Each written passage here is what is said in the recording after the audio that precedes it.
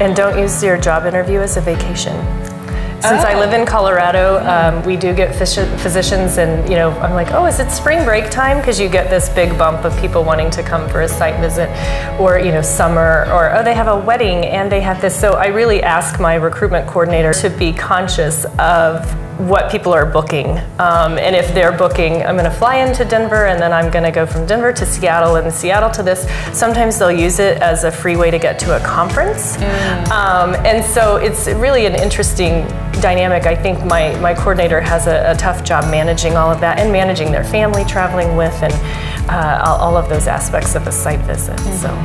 So it's wouldn't be unheard of, I think, for a physician who has family in an area, who maybe has a sister getting married and she wants to be at the wedding and wants to be back home in order to have a site interview there. So give us some tips for how the physician should address that maybe there is a vacation or a family obligation that will be a part of that site visit. So we love to find physicians with family ties to the area, which PracticeLink is great at helping us identify those folks, which is totally fine. If we can find something, that's what keeps your physicians in that area. I've even heard of a few spots that are now paying, after the physician is there for a year or two, they're paying to move the grandparents to where they are. What a great at a way to attracting people, and I think that is great.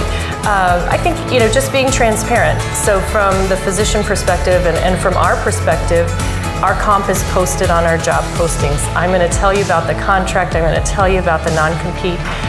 So just be open and communicate with each other. If you want to extend your site visit stay or something like that, just communicate that to us. And most of the time, it doesn't cost any more, for an airline ticket necessarily. And we do have a standard site visit guideline that we use in terms of how many days and nights we pay for, and for one guest or their family, and then at what point we need to get approval from the executive director.